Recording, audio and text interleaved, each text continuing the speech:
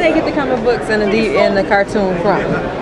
eBay, Amazon.com.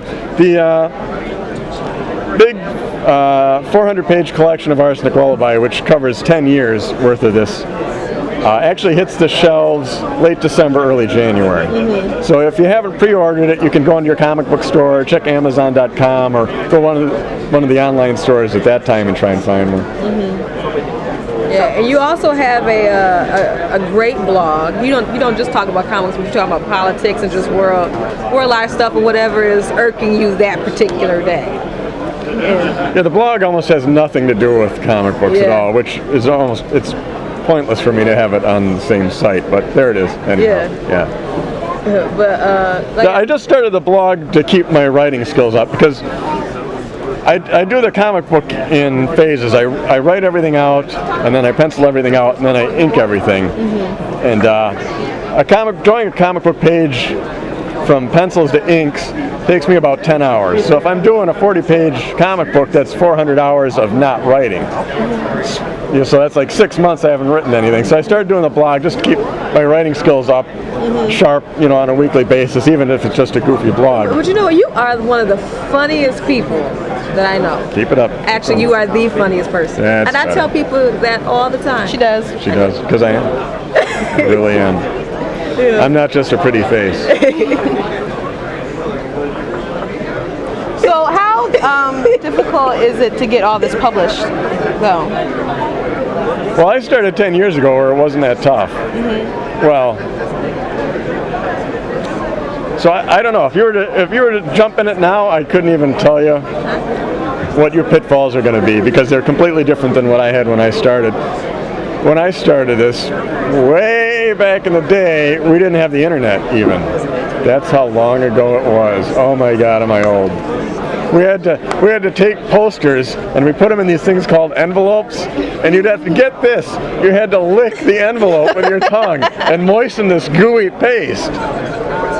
Absurd, right? There was like this gooey substance that you would have to moisten, and then you would seal that shut and put this thing in something called, it was like this blue box called a mail box.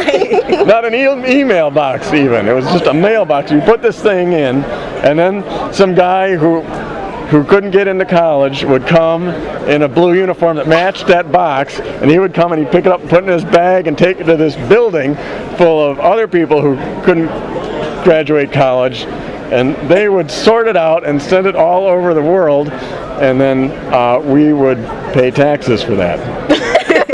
And they would take money out of our check, and then on top of that, now that I think about it, you still had to pay to put the envelope in the box. So you're like paying double, really, when you look at it. Anyhow, so 2 weeks later, after you moisten the gooey paste on the thing, that would go into a comic book store's hands, and he would open it and he would look at the poster, and 1 out of 10 would order it if you were lucky, and the rest would just throw it out with all the junk mail. So, but now, through the glory of the internet, you can just copy this image, as you know, and send it out in an email to everyone that will then see that in their email box and go, delete. Much more efficient than the paste and then the guy without the college and the other people without the college and then into the box that way. I just sent it to Diamond Comic Book Distribution, and they looked it over and said, yeah, sure, we'll put it in the catalog. And I was just really naive and full of hopes and dreams. Yeah, I was stupid. Hey, this is going to work because I think it's going to work. And I handed it to the guy and he said, okay. And I'm like, it's going to work. And then people read it and liked it, and then it worked. And I'm like, yeah, it worked. And now 10 years later, I'm like, I'm still doing this. And I want to go back in time and slap that guy who's like, I'm going to do this. So who's your favorite character? In my comic book, yes. Tex Buckaroo right now, but if you ask me tomorrow, it'll be someone else. It's whatever I drew the furthest. Okay, whatever I'm drawing now is my least favorite character. So then if you follow that timeline, whatever was the last furthest back thing that I drew that I don't remember how much I was sick of drawing it, that's my favorite. It's sort of in a cycle like that. Yeah.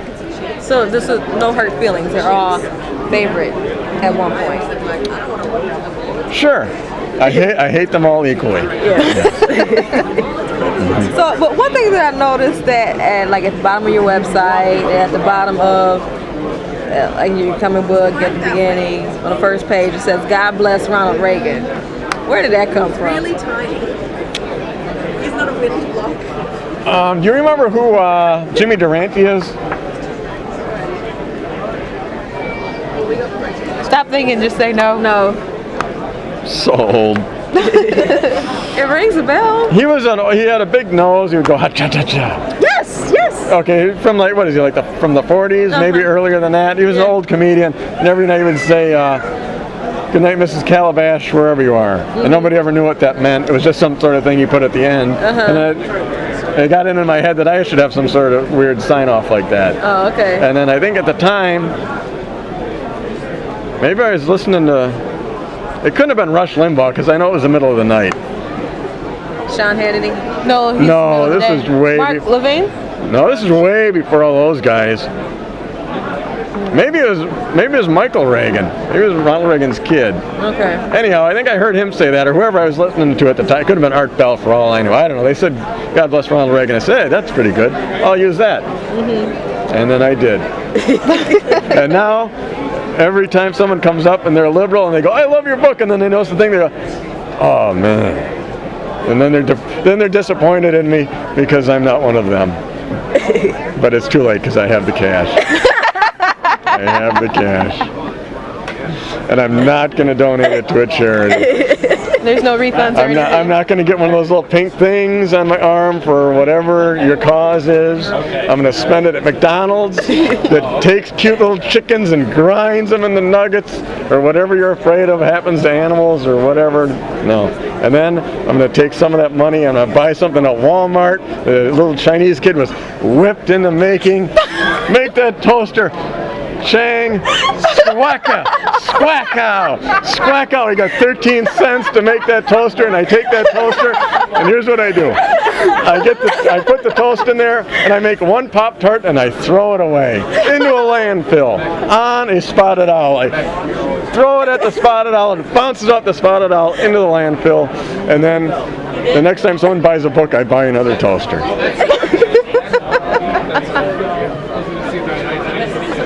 You're just a little despicable in the nicest kind of way. It's part of my charm. But this, however, was made in the good old USA by people who haven't been horsewhipped into doing things.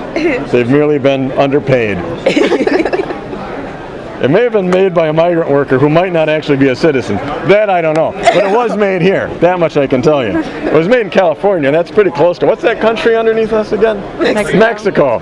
So who knows? I don't know. I didn't see the guy make it, but they tell me it was made here. So I'm doing my part, you know, to boost the economy. No charities, though.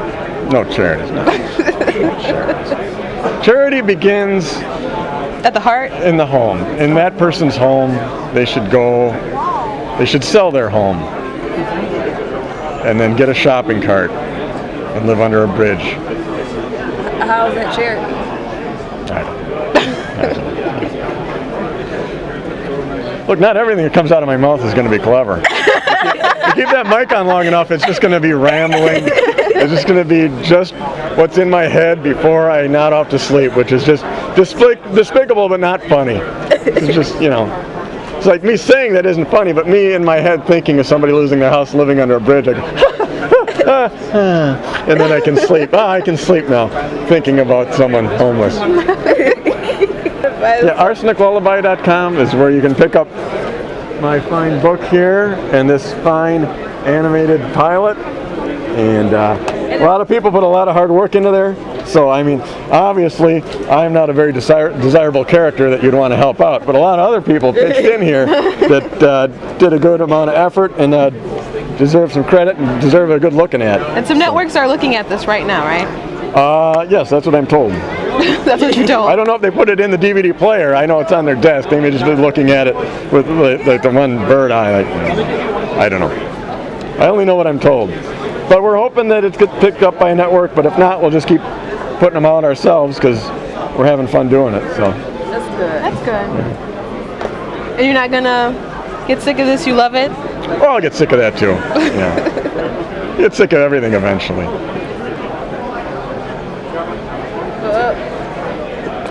Well, You don't get sick of things?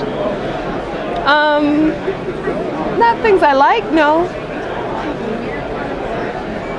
So you like something and you just like it forever?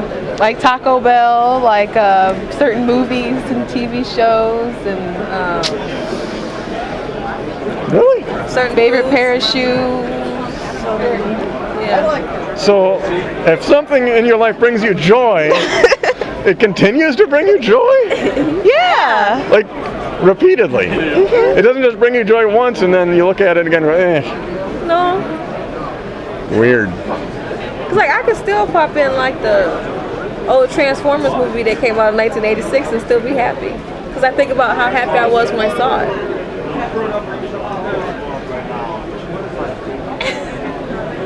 It brings back that feeling. There was a of happiness. Transformers movie in when? It was a cartoon movie. Oh, a cartoon movie. You Okay. didn't see that? I didn't watch cartoons. He I just was- makes them. He doesn't watch them. I wasn't allowed to watch cartoons. Why weren't you allowed to watch cartoons? I don't know. I didn't ask. They said no. I said fine. That's like so sad to me. Right. Wow. Maybe that's. My uncle would let me watch his cartoon on a Saturday morning, and he made me clean up, and I've never forgotten it. So far away from the actual. I know. I was a very accepting kid. You can't watch cartoons, huh?